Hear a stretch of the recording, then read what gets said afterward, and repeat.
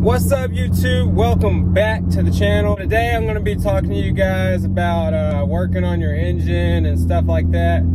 Give you a few tips to make your job easier, and it's going to help you out a lot. So first thing is, whatever you're going to be doing on your motor, like, you already want to know exactly what you got to do. So do your research, YouTube, bunch of videos.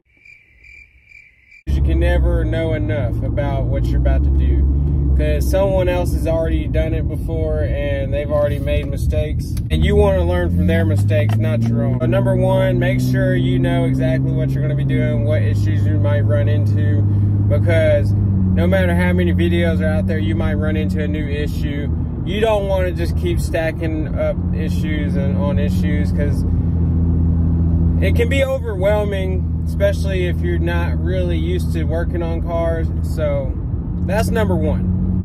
Number two, make sure that you take pictures of everything.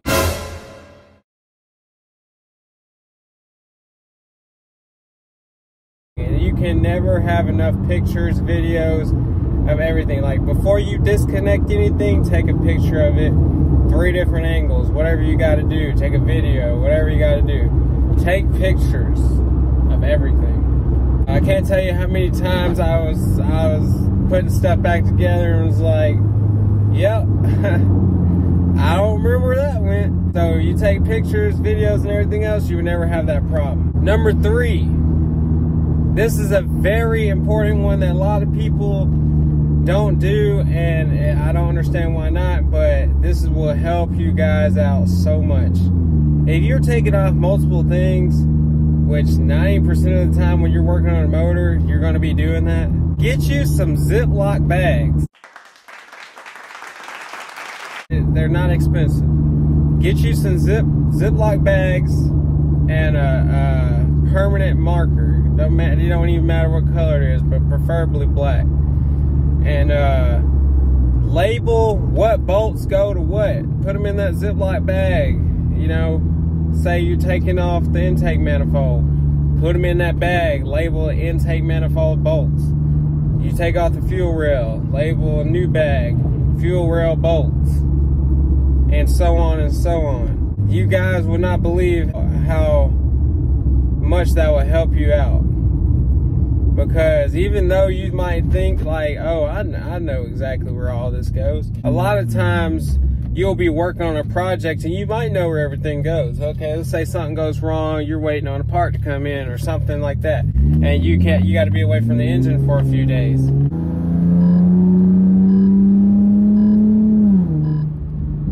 You're gonna come back and you're gonna be like, I forgot where these bolts go. They look like they can go here, but they can also go there. So always label that kind of stuff. I made the mistake one time not labeling one set of bolts. I labeled the fuel rail, intake manifold, and didn't label nothing else. The heck is this thing on the road?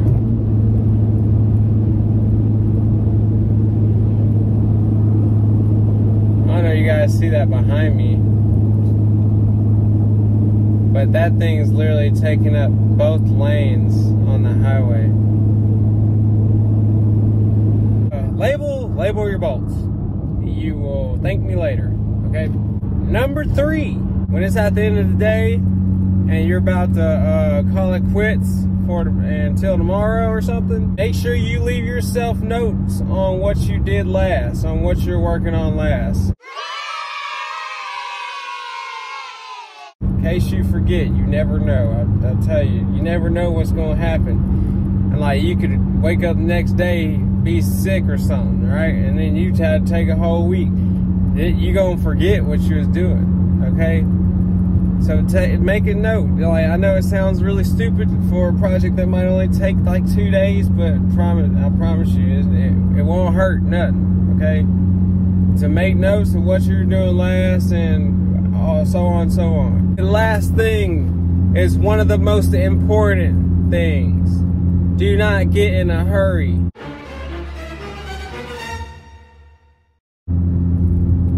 this happens to almost every single person that I've ever seen work on a car. They get in a hurry because they're frustrated, they're ready to get it done, or they're trying to get somewhere.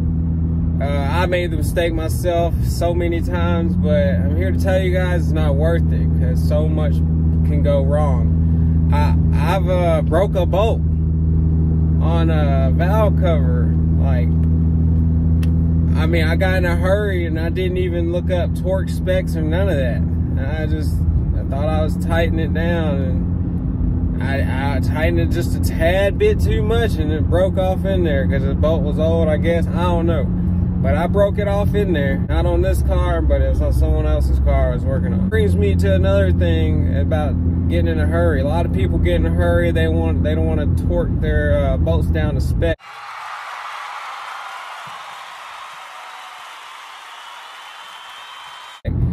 And all that stuff matters. There's a reason why it was torqued to a certain spec, because you don't want them coming loose while you're driving. You don't want them too tight. They might, if it's aluminum or something, it might expand. I don't know. Like, there's a bunch of reasons. Yeah, guys, that's about it. I mean, yeah, just take your time, watch your videos, take pictures, make notes, label your bolts. Use all that advice I just gave you, and you might be all right. But yeah, I just thought I'd help you guys out, you know, people that are gonna do the same kind of mods I done did in my car, or if you're gonna do something else in the future. That's my advice to you. That's about all I got for you guys today. Till next time, peace.